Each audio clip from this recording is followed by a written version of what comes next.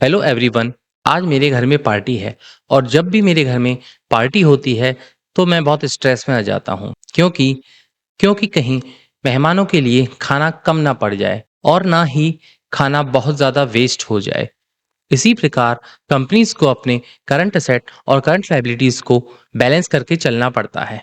आइए जानते हैं करंट रेशो क्या होता है और स्टॉक पिकिंग में इसे कैसे यूज किया जाता है। What is current ratio? आइए जानते हैं करंट रेशो क्या होता है।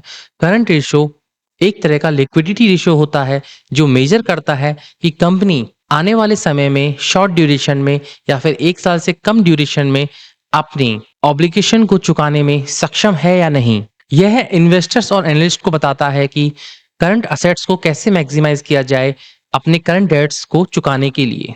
करंट रेशियो अगर इंडस्ट्री के आसपास होता है तो अच्छा माना जाता है या फिर थोड़ा सा हायर उसको अच्छा कंसिडर किया जाता है। यदि करंट रेशियो इंडस्ट्री एवरेज से कम होता है तो उस कंपनी को अच्छा नहीं माना जाता है।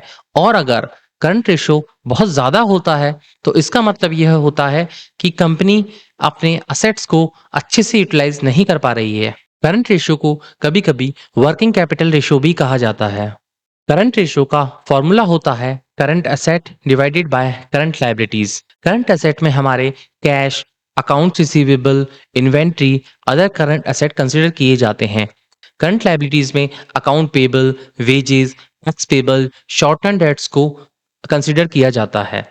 यदि करंट रेशियो 1 से कम होता है तो इसका मतलब होता है नज़दीकी ऑब्लिगेशंस को चुकाने के लिए कंपनी के पास पैसे नहीं हैं या फिर कैश नहीं अवेलेबल है।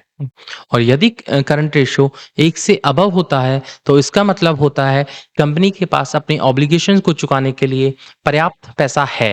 जनरली एनालिस्ट करंट रेशियो को 1 के आसपास अच्छा माना जाता है। आइए समझते हैं कैसे। क्या यह हर सिनेरियो में एक जैसा होता है? नहीं, ऐसा बिल्कुल भी नहीं है।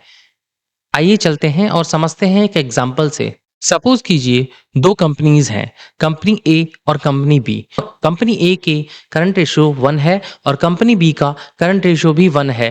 क्या ये दोनों कंपनी सिमिलर रेंज में वर्क कर रही हैं? नहीं, ऐसा नहीं होता है। इस एग्जाम्पल में हमने देखा कि दोनों के करंट रेशियो 1 है, लेकिन कंपनी ए का करंट रेशियो 2018 से धीरे धीरे इंक्रीज होकर 1 हुआ है और कंपनी बी का करंट रेशियो 2018 से धीरे धीरे घटकर 1 हुआ है। इसका क्या मतलब है? इसका मतलब है कंपनी बी का ट्रेंड नेगेटिव शो करता है। एनालिस्ट इसे कभी भी कंसीडर नहीं करेंगे। हमेशा एनालिस्ट कंपनी ए को ही कंसीडर करेंगे। सबसे बड़ी प्रॉब्लम इसमें यह होती है कंपनी बी का करंट रेशो धीरे धीरे कम हो रहा है। इसका मतलब है कंपनी बी में वोलेटिलिटी बहुत ज़्यादा हाई है और इसमें ऑपरेशनल रिस्क होने के चांसेस बहुत ज़्यादा हैं। अगर आपने बफेट इंडिकेटर के बारे में सुना होगा, वॉरेन बफेट भी कहते हैं सही कंसीडर किया जाता है। जनरली वन करंट रेशियो 1.5 से ऊपर अच्छा माना जाता है।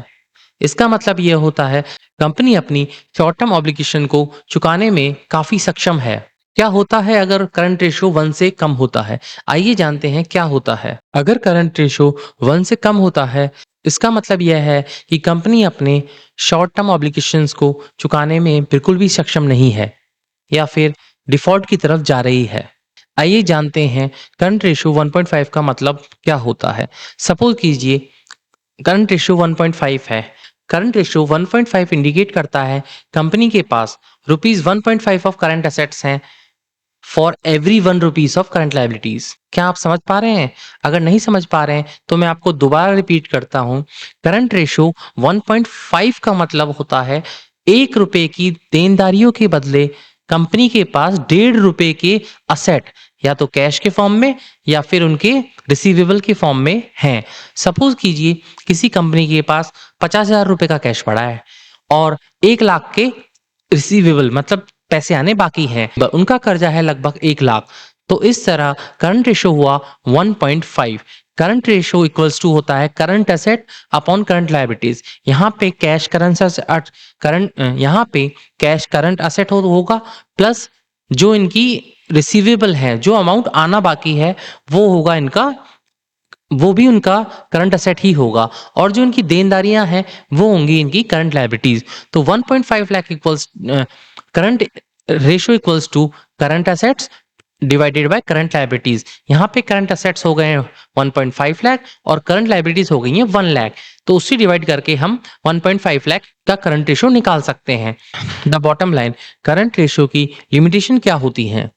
Current ratio is liquidity measurement tool है जिसका यूज हम कंपनी की शॉर्ट टर्म ऑब्लिगेशंस को मेजर करने के लिए किया जा सकता है।